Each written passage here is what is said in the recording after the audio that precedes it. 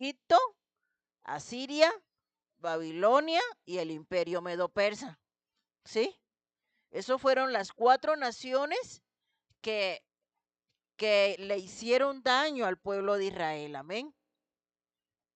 Y luego dice que vienen 4 herreros o 4 carpinteros, ¿no? Dependiendo de la versión donde lo veamos, que vienen 4 carpinteros y esos 4 carpinteros representan, ¿sí? A quienes van a juzgar entonces a esos 4 cuernos, que son las 4 naciones que le hicieron daño al pueblo de Israel, ¿sí? Entonces llevamos 2 visiones. La tercera visión es la visión de un hombre que mide a Jerusalén. Y esa está en el capítulo 2.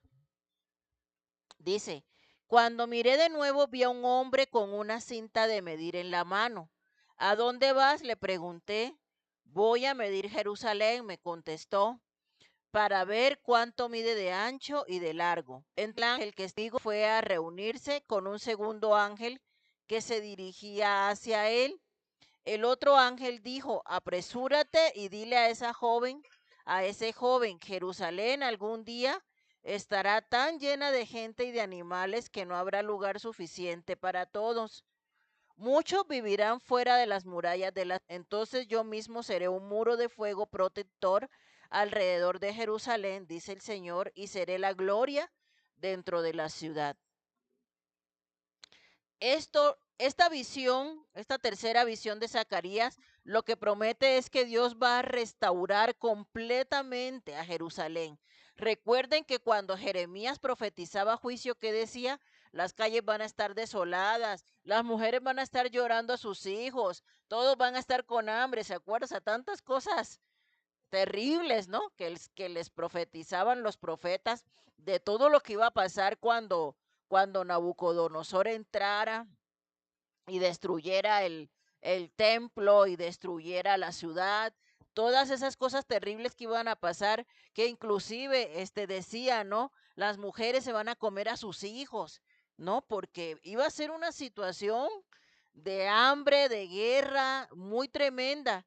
Pero ahora el Señor está diciendo, no, los judíos nuevamente van a ser fructíferos, las calles van a estar llenas de gente, ¿sí? Prometiendo, y si recordamos, ¿no? Las clases pasadas que vimos de los demás profetas cuando lanzaban esas palabras de juicio para el pueblo judío, vemos, ¿no? El contraste de lo que les está prometiendo ahorita Zacarías, que es una restauración total y absoluta para el pueblo judío al juicio, ¿no?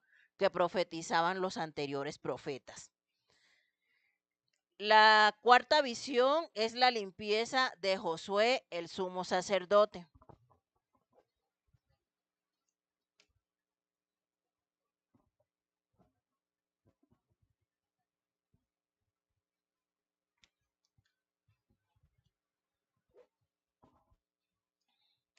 La limpieza de Josué, el sumo sacerdote. Eso está en el capítulo 3 y es la cuarta visión, ¿sí? Dice, entonces el ángel me mostró a Jesúa, el sumo sacerdote que estaba de pie ante el ángel del Señor, el acusador, Satanás. Estaba allí a la derecha del ángel y presentaba acusaciones contra Jesúa. Entonces el Señor le dijo a Satanás, yo el Señor rechazo tus acusaciones, Satanás. Así es, el Señor que eligió a Jerusalén te reprende. Este hombre es como un tizón en llamas que ha sido arrebatado del fuego. La ropa de Jesús estaba sucia cuando estuvo de pie ante el ángel. Entonces el ángel dijo a los otros que estaban allí, quítenle esa ropa sucia. Luego se volvió hacia Jesús y le dijo, ya ves, he quitado y ahora te voy a dar esta ropa nueva y fina. Luego yo dije, deben también colocarle un turbante limpio en la cabeza. Así que ellos le pusieron en la cabeza un turbante sacerdotal limpio y lo vistieron de ropas nuevas, mientras el ángel del Señor permanecía cerca.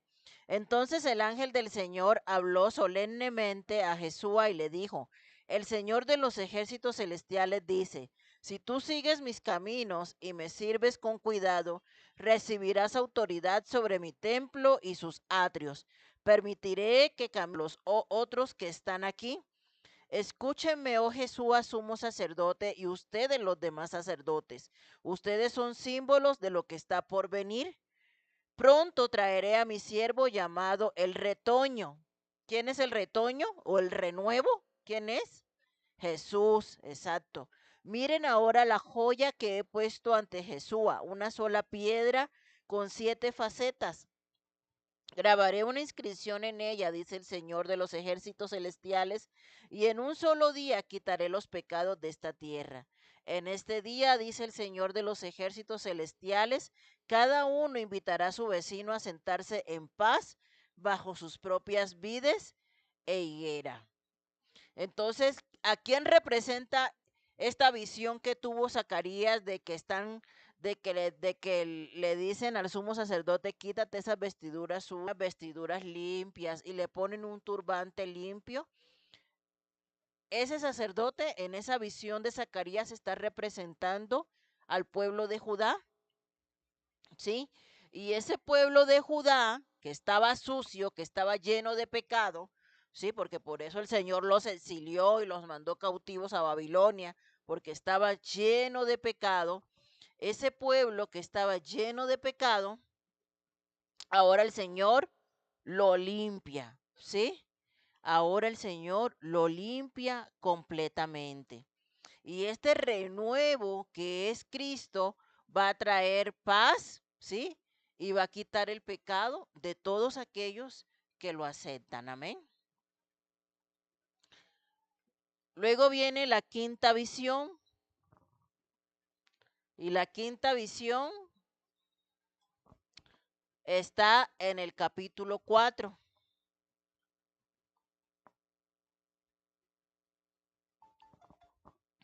Se los leo, hermanos. Dicen, entonces el ángel que había estado hablando conmigo volvió y me despertó como si hubiera estado dormido. ¿Qué ves ahora?, me preguntó. Y aquí viene la quinta visión. Veo un candelabro de oro macizo con un tazón de aceite encima, contesté.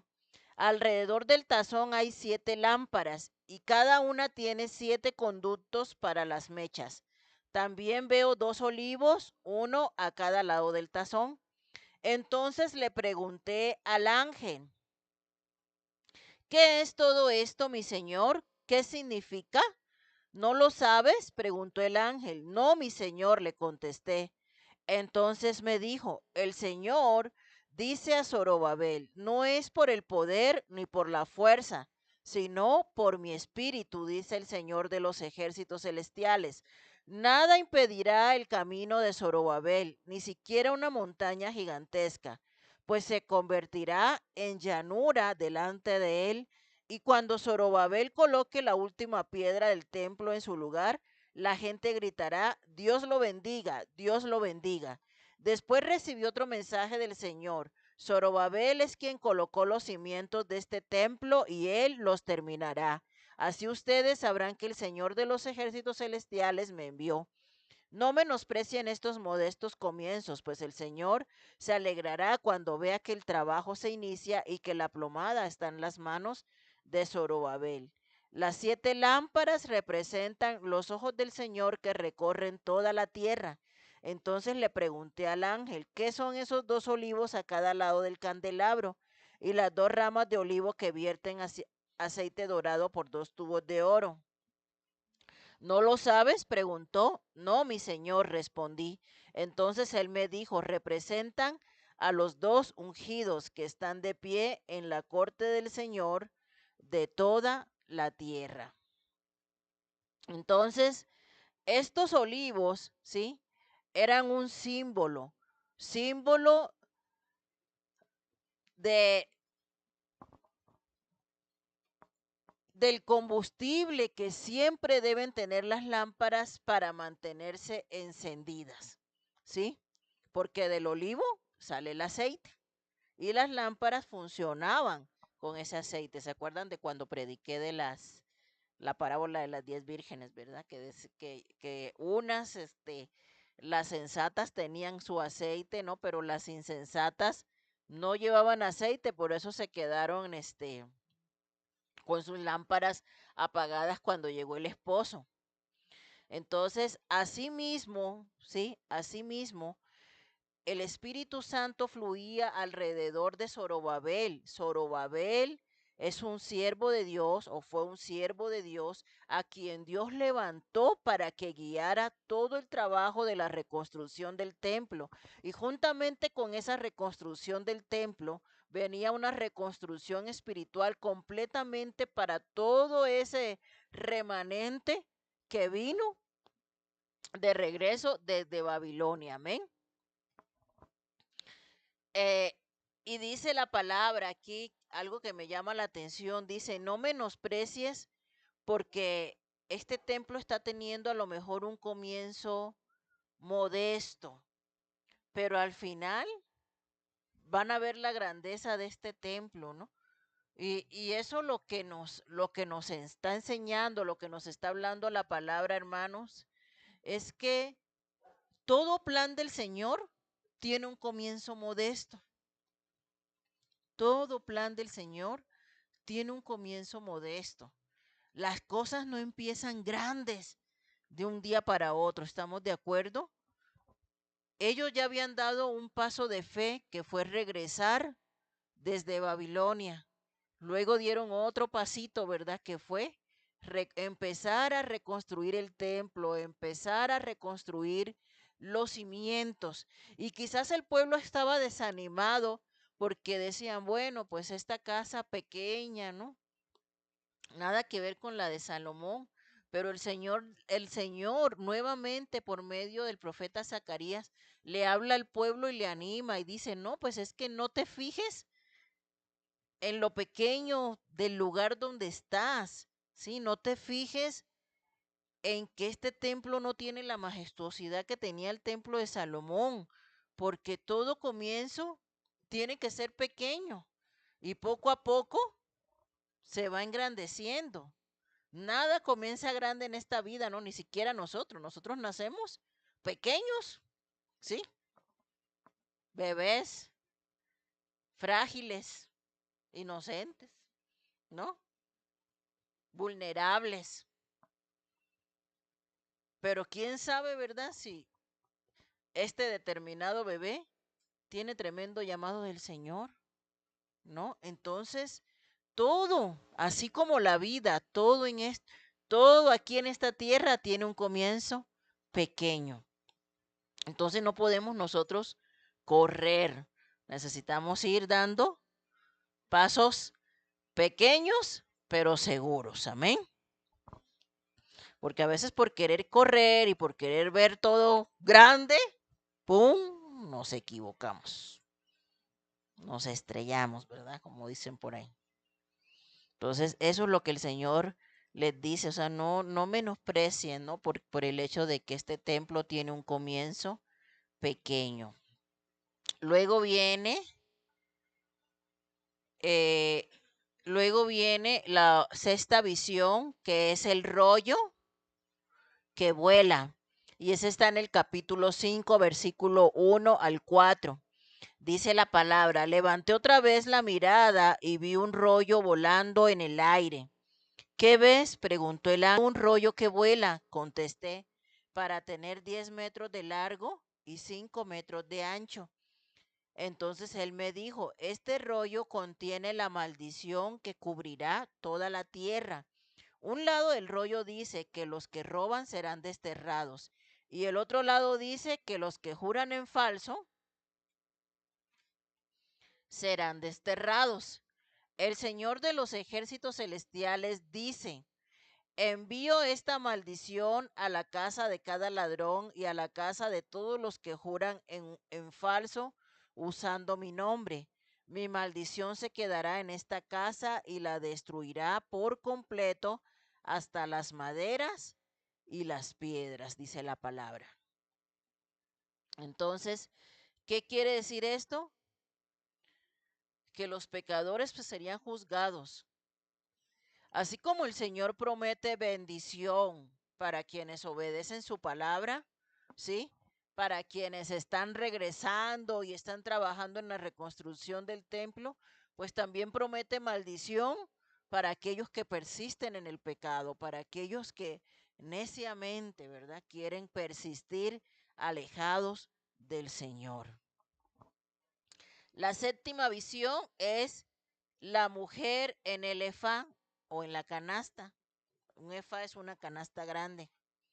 Y dice la palabra en el capítulo 5, versículo 5, dice, entonces el ángel que hablaba conmigo se adelantó y dijo, mira hacia arriba y fíjate en lo que viene. ¿Qué es? Pregunté. Es una canasta para medir grano, respondió, y está llena con los pecados de los habitantes de todo el país. Entonces fue levantada la pesada tapa de plomo de la canasta y adentro había una mujer sentada. El ángel dijo, la mujer se llama perversidad. Y la empujó adentro de la canasta otra vez y cerró la pesada tapa. Entonces miré hacia arriba y vi a dos mujeres que volaban hacia nosotros planeando con el viento. Tenían alas como de cigüeña y recogieron la canasta y levantaron el vuelo. ¿A dónde llevan la canasta? Le pregunté al ángel. A la tierra de Babilonia, me respondió, donde construirán un templo para la canasta. Luego, cuando el templo esté listo, colocarán la canasta allí sobre un pedestal. Entonces, ¿qué quería decir esta visión de Zacarías? Que todo el pecado y la maldad de Israel sería sacada de esa nación. Recuerden que el pecado, la canasta estaba llena de ¿qué?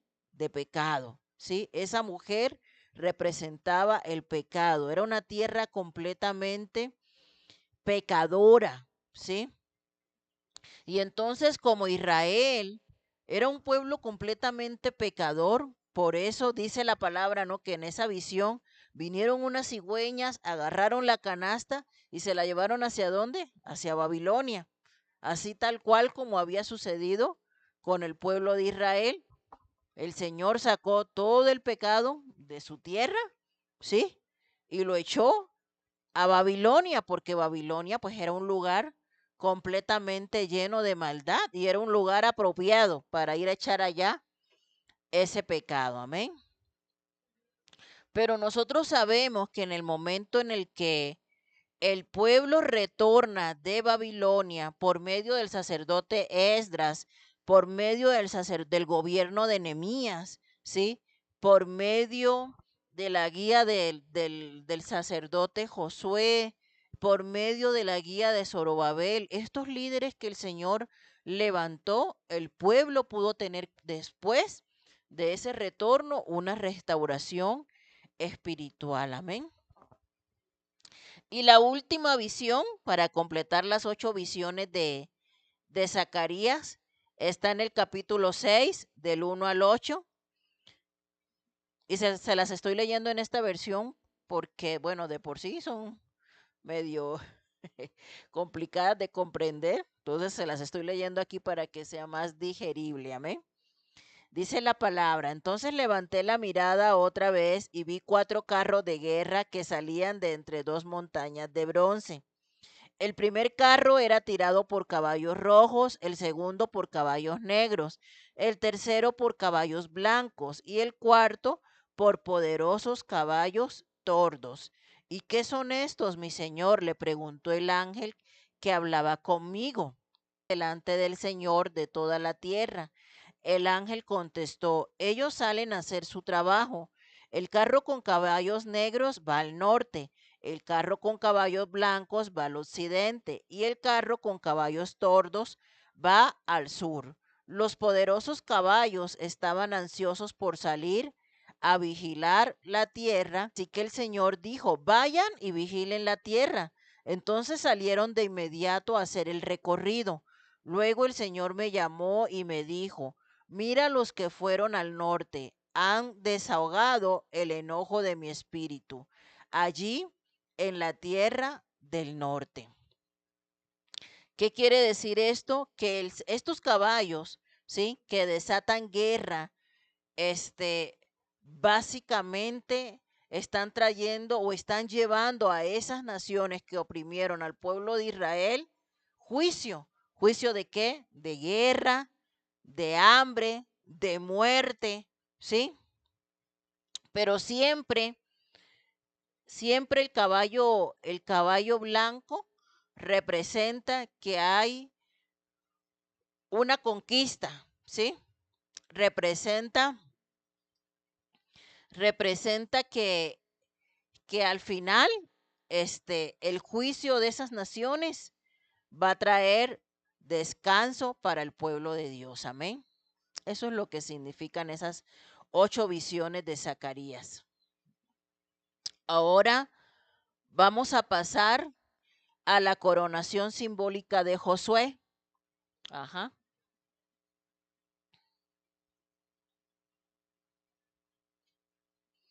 Que nuevamente la vemos en el capítulo 6. Vamos a verla acá en la Reina Valera. Pero ya habíamos visto algo de eso, ¿sí? Ya habíamos visto algo de eso cuando vimos la cuarta visión. En la cuarta visión vimos a un sacerdote completamente sucio que le son cambiadas sus vestiduras y su turbante, ¿cierto? Ya lo vimos en el capítulo 3. Pero ahora nuevamente, ¿sí? La palabra trae a colación a Jesúa, que era el sumo sacerdote. Y dice aquí en el capítulo 6, versículo 9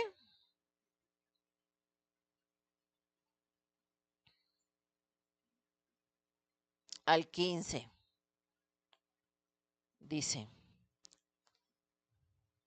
vino a mí palabra de Jehová diciendo, toma de los del cautiverio a Heldai, a Tobías y a Jedaías, los cuales volvieron de Babilonia, e irás tú en aquel día y entrarás en la casa de Josías, hijo de Sofonías. Tomarás pues plata y oro y harás coronas y las pondrás en la cabeza del sumo sacerdote Josué, hijo de Josadat, y le hablarás diciendo, así ha hablado Jehová de los ejércitos, diciendo, he aquí el varón cuyo nombre es el renuevo, que es quién, Jesús, el cual brotará de sus raíces y edificará el templo de Jehová. Él edificará el templo de Jehová y él llevará gloria y se sentará y dominará en su trono y habrá sacerdote a su lado y consejo de paz habrá entre ambos. Las coronas servirán a Helen, a Tobías, a Jedaías, a Gen, hijo de Sofonías, como memoria en el templo de Jehová. Y los que están lejos vendrán y ayudarán a edificar el templo de Jehová, y conoceréis que Jehová de los ejércitos me ha enviado a vosotros. Y esto sucederá si oyereis obedientes la voz de vuestro Dios. Entonces aquí, en esta porción de la palabra, Josué o Jesúa, dependiendo como diga su versión, es, es un personaje que simboliza a Cristo, ¿sí? Que simboliza a Cristo y simboliza a Cristo como ese Mesías venidero, ese renuevo que va a venir, ¿sí? Ese renuevo que viene para Israel, como les dije, va a cumplir funciones no solamente de sacerdote, sino también de rey. Edificará el templo, ¿por qué? ¿Por qué dice Zacarías que este renuevo es quien realmente va a edificar el templo? ¿Qué piensan ustedes?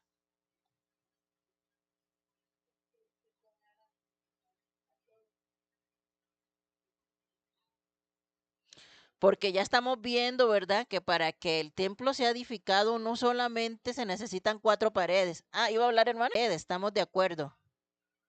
El templo no es solamente 4 paredes, ¿sí? Para que el templo realmente esté limpio y restaurado, tiene que haber limpieza de pecado. Y por eso el Señor está hablando continuamente en Zacarías de que va al pueblo. ¿Y quién es el que definitivamente iba a venir a limpiar el pecado del pueblo? Jesús. Fue el único que vino a limpiar completamente el pecado del pueblo por medio de su sangre preciosa.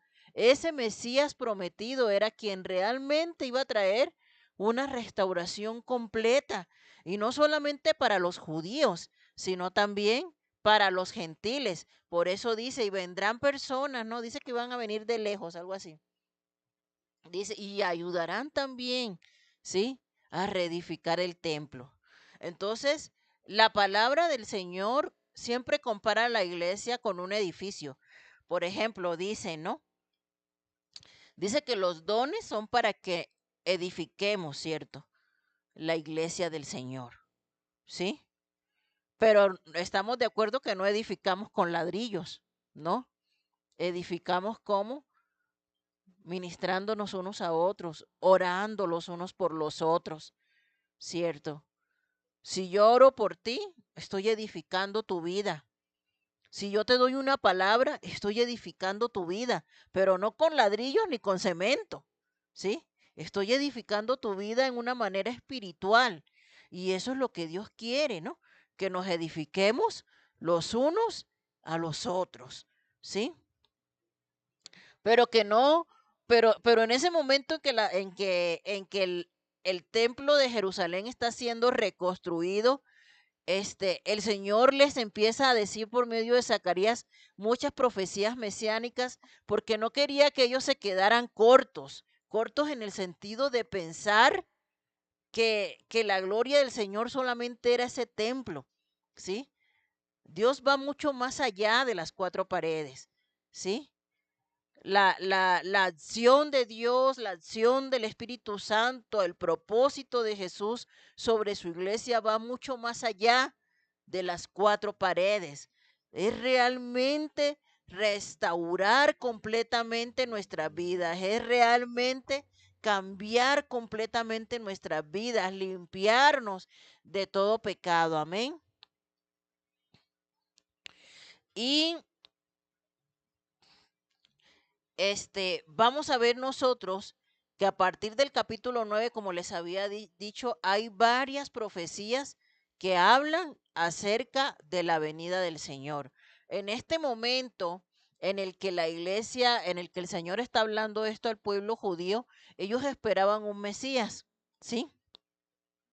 Ellos esperaban un Mesías como rey, pero como rey que iba a venir a gobernar, y como rey que iba a venir a oprimir al imperio que estuviera en turno para liberarlos a ellos.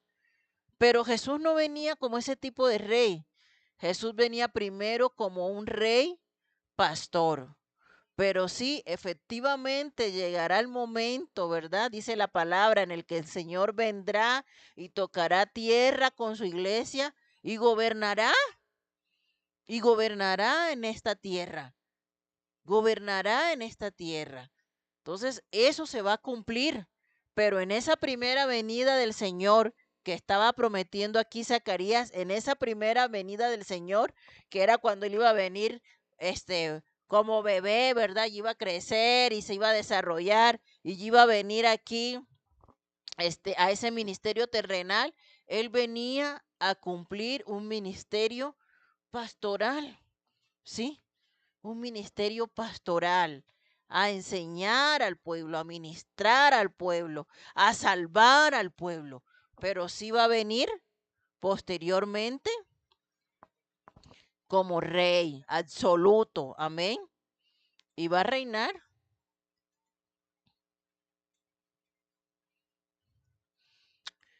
La siguiente diapositiva, hijo. Al Mesías frecuentemente se le llama renuevo, ya les dije. El renuevo brota de un árbol o vid, y de la misma manera Jesucristo como humano brotó del linaje de David. Profetizó que los que están lejos vendrán y ayudarán a edificar el templo. Al decir los que están lejos se refiere a los gentiles. Mediante el renuevo o Mesías, Dios invitará a todas las naciones.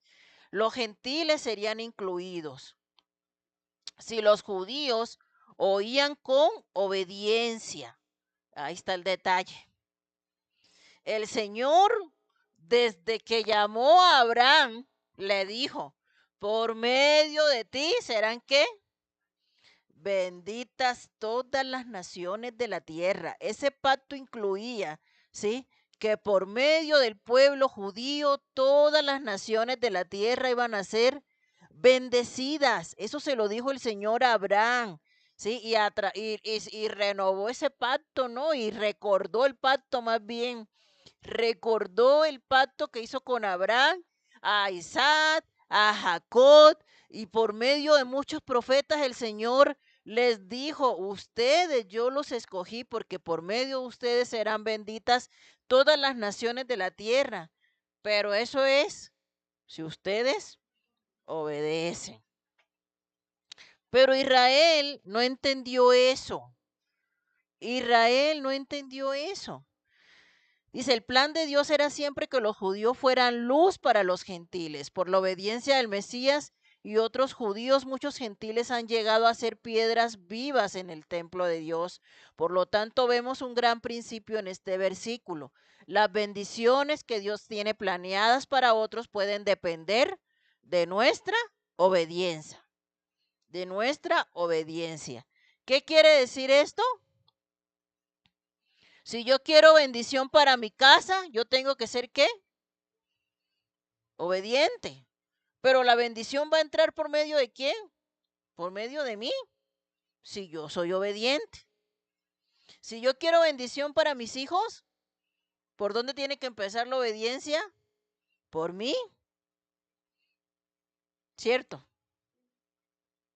Y eso es lo que el Señor le está diciendo al pueblo judío. Yo los puse a ustedes, de ustedes iba a salir la luz para las naciones. De ustedes, ¿sí?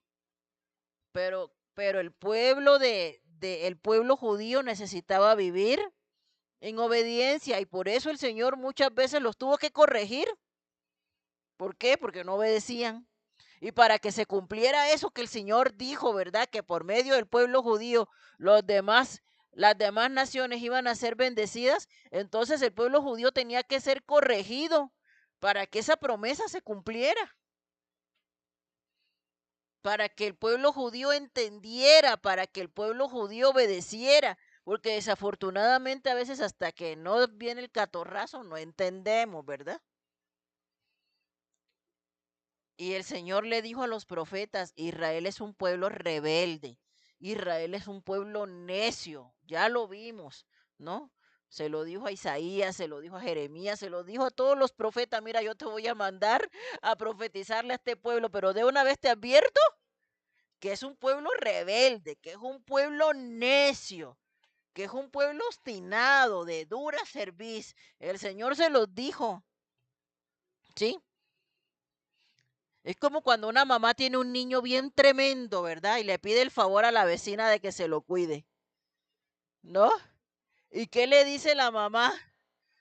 Ay, vecinita, ¿no? Necesito que me haga un favor y me cuide a este niño, pero nada más le digo una cosa, vecina, es que este niño es tremendo.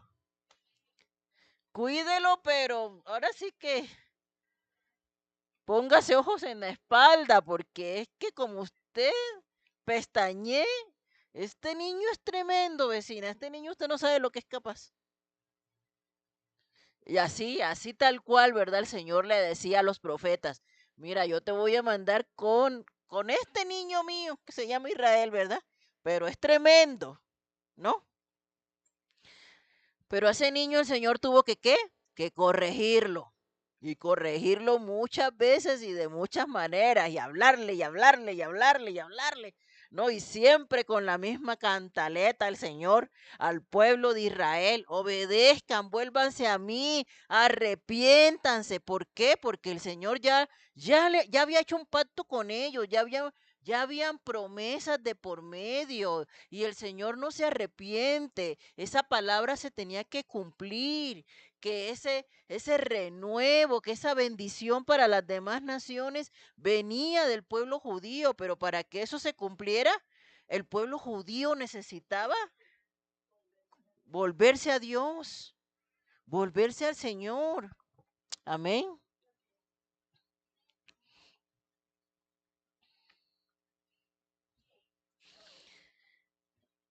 Luego, en el capítulo 7 y en el capítulo 8, los judíos tienen una pregunta. Se lo voy a leer para que lo leemos rápido para que no. Ellos preguntaban sobre el ayuno, fíjense. Esto se me parece como conocido. Fíjense, fíjense. Esto me parece conocido, esto que está pasando aquí en este capítulo 7. Aconteció que en el año cuarto del rey Darío vino palabra de Jehová a Zacarías a los 4 días del mes noveno, que es Quisleu.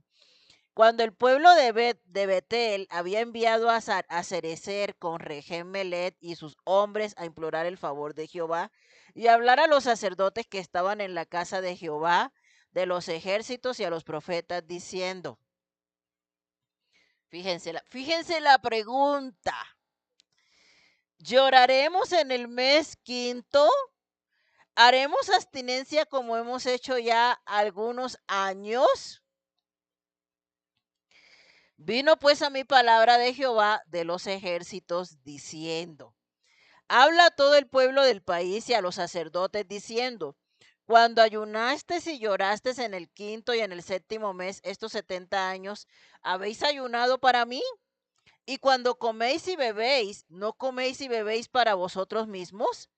¿No son estas las palabras que proclamó Jehová por medio de los profetas primeros cuando Jerusalén estaba habitada y tranquila y sus ciudades en sus alrededores y el Negueb y la Cefela estaban también habitados? Y vino palabra de Jehová a Zacarías diciendo, así habló Jehová de los ejércitos diciendo, juzgad conforme a la verdad y haced misericordia y piedad cada cual con su hermano. No oprimáis a la viuda, al huérfano, al extranjero, ni al pobre, ni ninguno piense mal en su corazón contra su hermano.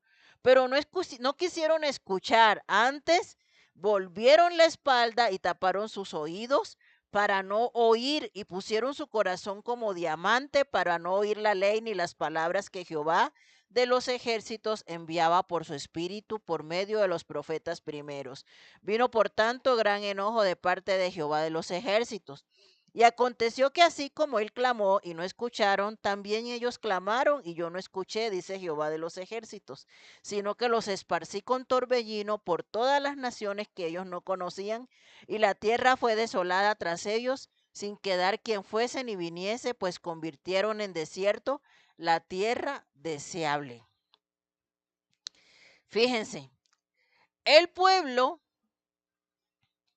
había consensuado en tener un día de ayuno extra al año, porque ellos solamente ayunaban el día de la expiación, y decidieron ayunar otro día en el quinto mes del año, porque ellos andaban cautivos. Pero una vez regresaron a la tierra, dijeron, ¿será que vamos a seguir? Le preguntan a los sacerdotes, oye, ¿y vamos a seguir ayunando?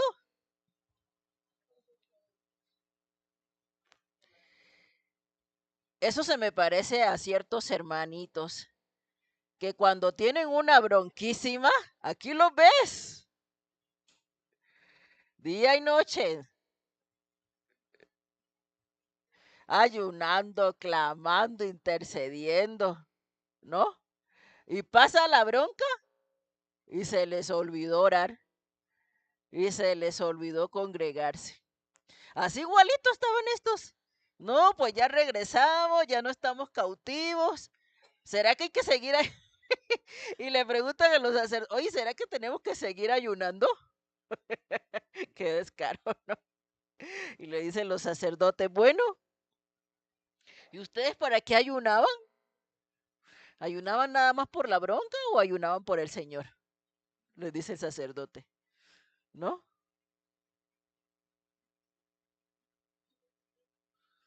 Pero sí, así sucede cuando pasa, ¿no?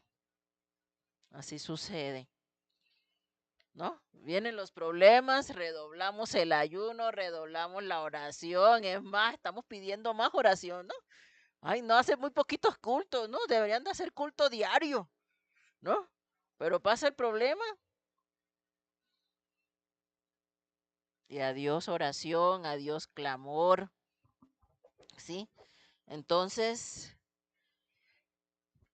ahí es cuando el Señor nos jala las orejitas y nos recuerda.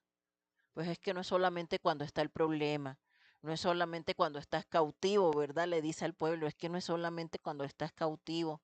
Todos los días tienes que buscar al Señor. Todos los días debes orar al Señor. Pueblo, pueblo, pueblo, entiende. Todos los días necesitamos buscar al Señor. No solamente cuando tenemos problemas, no solamente cuando estamos en prueba, no solamente cuando estamos en necesidad.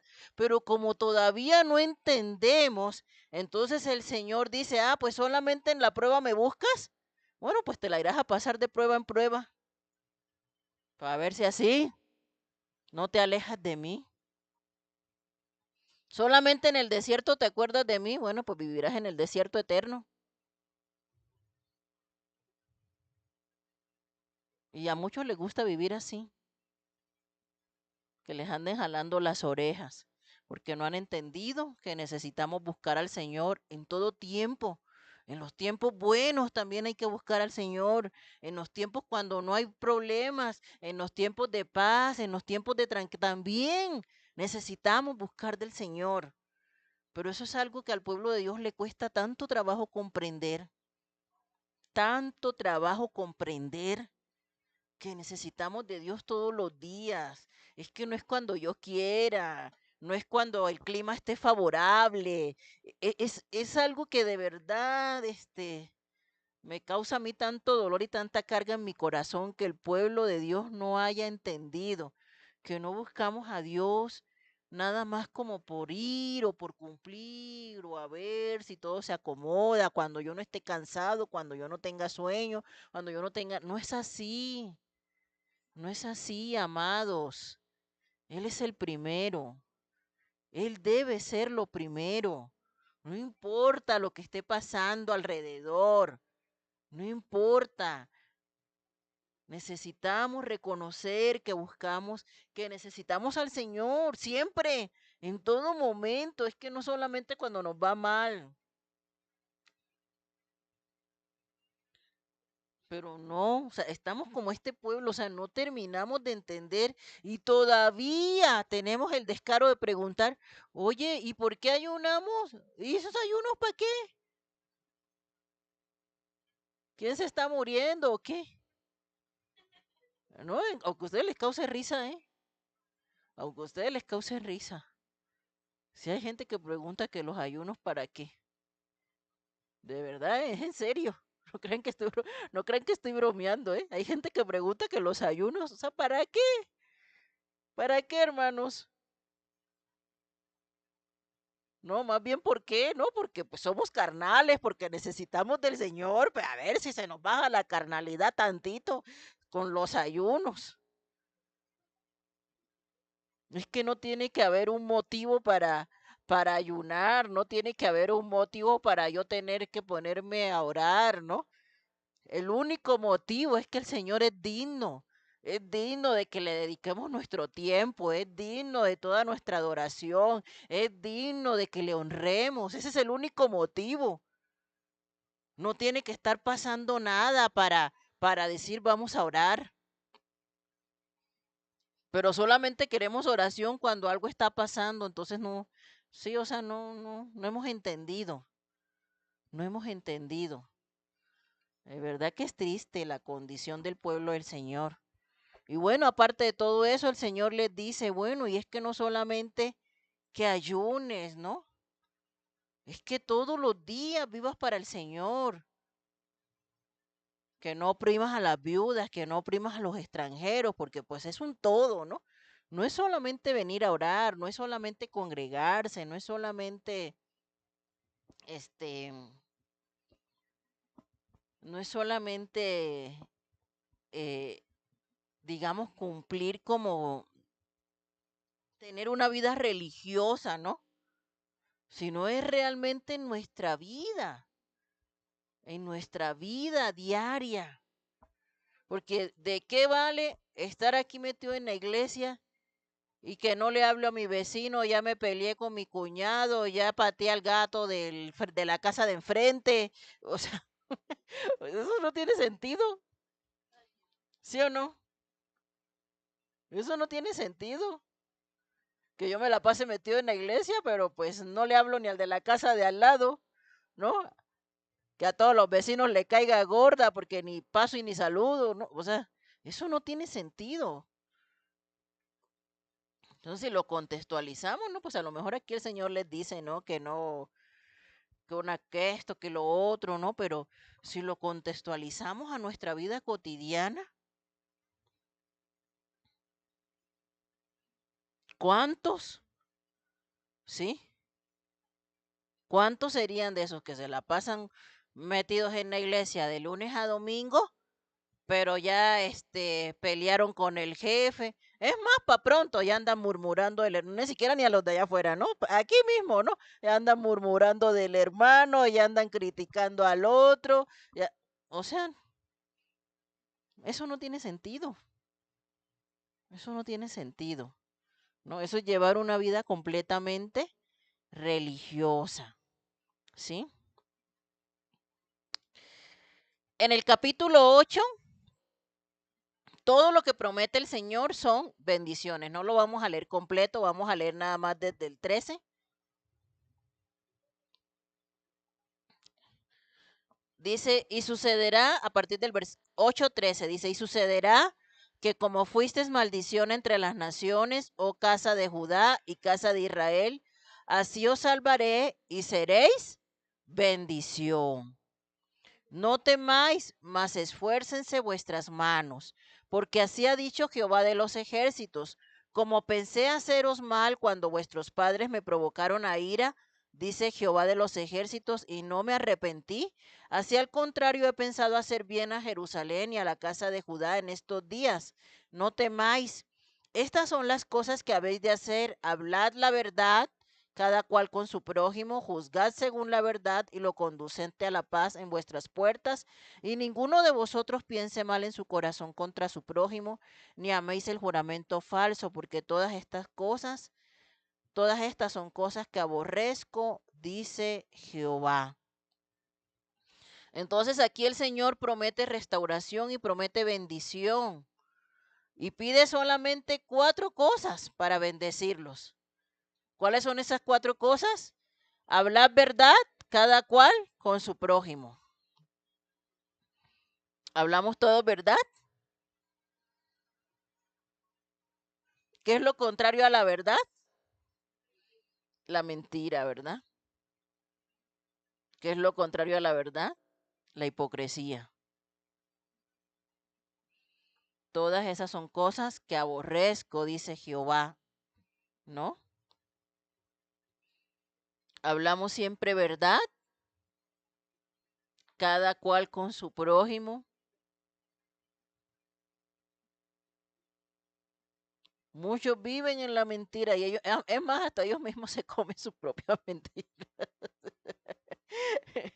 Yo conozco personas que ellas mismas se comen sus propias mentiras.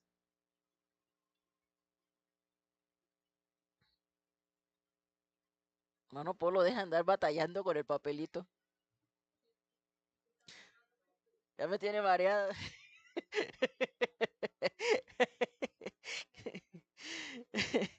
Entonces, hablad verdad cada cual con su prójimo. Hablad verdad cada cual con su prójimo. Yo siempre he dicho algo y es que, este, qué difícil es decir la verdad, ¿cierto? Y eso me doy cuenta cuando las personas murmuran, cuando las personas y luego los veo cómo se abrazan y cómo se besan y digo, ay, esta persona que andaba hablando mal de la otra. Pero bueno, cada quien, ¿verdad? Pero si tuviéramos esos pantalones de decirle a la persona, mire, está sucediendo esto y esto y esto, ¿verdad? O no me gustó por esto y por esto y por esto. Pero es más fácil murmurar que decir la verdad. Es más fácil hablar por detrás que mirar a la persona de frente y decirle, tengo esto contra ti en mi corazón por esto y por esto. Es más fácil ser cobarde y murmurar que ser valiente y decir, ¿no? Segundo, juzgad según la verdad y lo conducente a la paz en vuestras puertas. Juzgad según la verdad, dice la palabra. Muchas veces ni sabemos, ya andamos juzgando y ya andamos hablando, ¿no? Y ni sabemos ni por dónde va la historia, ¿no? Ninguno de vosotros piense mal en su corazón contra su prójimo. Sin comentarios. Está claro, ¿verdad? Ni améis el juramento falso, porque todas estas cosas aborrezco, dice el Señor. Y a partir del capítulo 9 hasta el capítulo 14,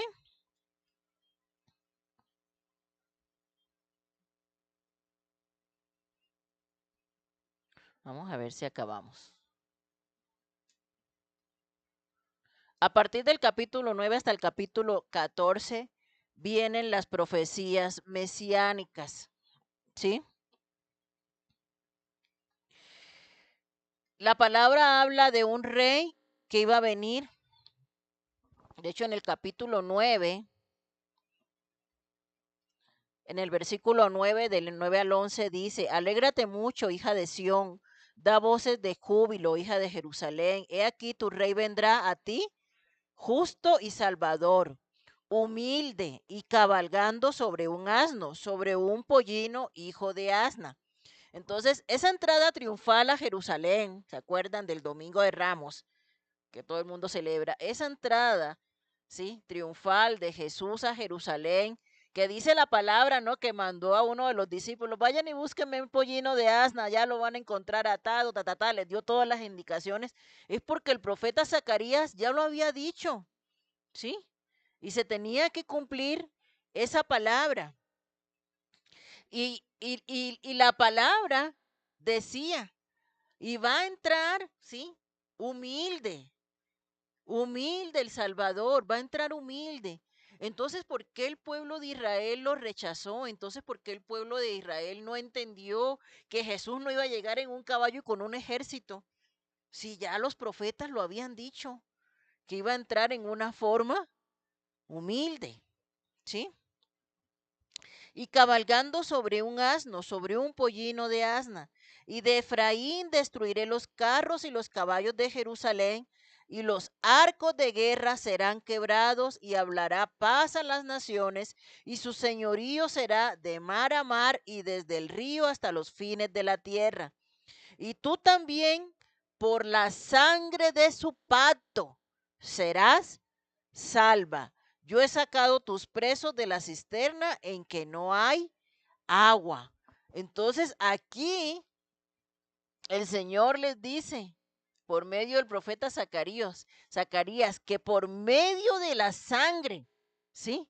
Por medio de la sangre de ese Salvador que iba a venir encima de un pollino de asna, Israel, Jerusalén, tú vas a ser salva. Pero Israel no entendió. Israel no entendió, ¿sí? Que el Señor iba a venir primero en una forma humilde. Y por eso se confundieron y por eso viven confundidos hasta el día de hoy. Luego vamos al capítulo 11 y vamos a leer desde el 4 hasta el 8. Dice, así ha dicho Jehová mi Dios, apacienta las ovejas de la matanza, a las cuales matan sus compradores y no tienen y no se tienen por culpables. Y el que las vende dice, bendito sea Jehová, porque he enriquecido, ni sus pastores tienen piedad de ellas. Por tanto, no tendré ya más piedad de los moradores de la tierra, dice Jehová, porque he aquí, yo entregaré los hombres cada cual en mano de su compañero y en mano de su rey, y asolarán la tierra, y yo no los libraré de sus manos. Apacenté pues las ovejas de la matanza, esto es, a los pobres del rebaño, y tomé para mí 2 callados, al uno puse por nombre gracia, y al otro ataduras, y apacenté las ovejas. Entonces, aquí en estas, y dice, y destruí a 3 pastores en un mes, pues mi alma se impacientó contra ellos, y también el alma de ellos me aborreció a mí. Está hablando del pueblo de Israel que no lo aceptó, que lo rechazó, ¿sí? Y luego vimos la, y luego vimos la profecía de cuando Judas vende a Jesús o entrega a Jesús por 30 monedas de plata. Ahí mismo en el capítulo 11, versículo 13 dice, y me dijo Jehová, échalo al tesoro, hermoso precio con que me han apreciado. Y tomé las 30 piezas de plata y las eché en la casa de Jehová al tesoro. ¿Sí? Todas estas profecías de Zacarías a partir del capítulo 9 son puras profecías mesiánicas, o sea que hablan de la venida del Señor, ¿sí?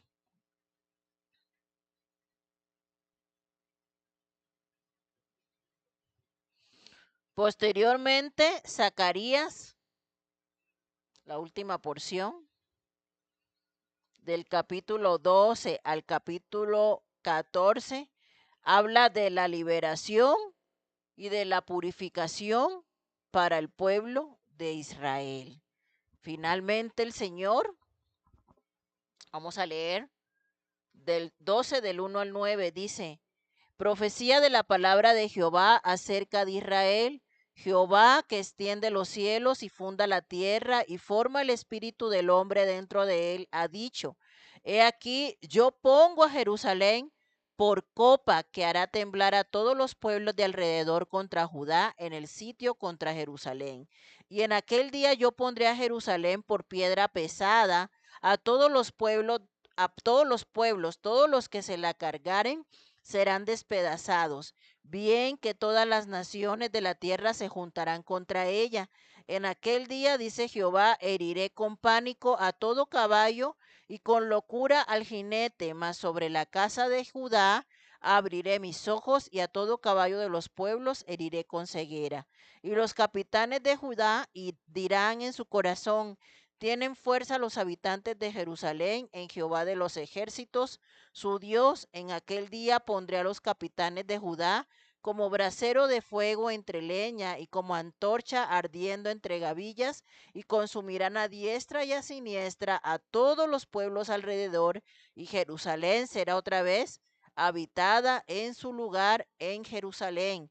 Y librará Jehová las tiendas de Judá primero, para que la gloria de la casa de David y del habitante de Jerusalén no se engrandezca sobre Judá. En aquel día Jehová defenderá al morador de Jerusalén, el que entre ellos fuere débil, en aquel tiempo será como David, y la casa de David como Dios, como el ángel de Jehová delante de ellos. Y en aquel día yo procuraré destruir a todas las naciones que vinieren contra Jerusalén. Entonces el Señor aquí explica cómo él, ¿verdad?, va a levantar a Judá por encima de todos sus enemigos, cómo el Señor la va a guardar. Finalmente el Señor va a abrir un día los ojos del pueblo de Israel, y el pueblo de Israel va a aceptar a Jesús como Mesías y como Salvador. Amén.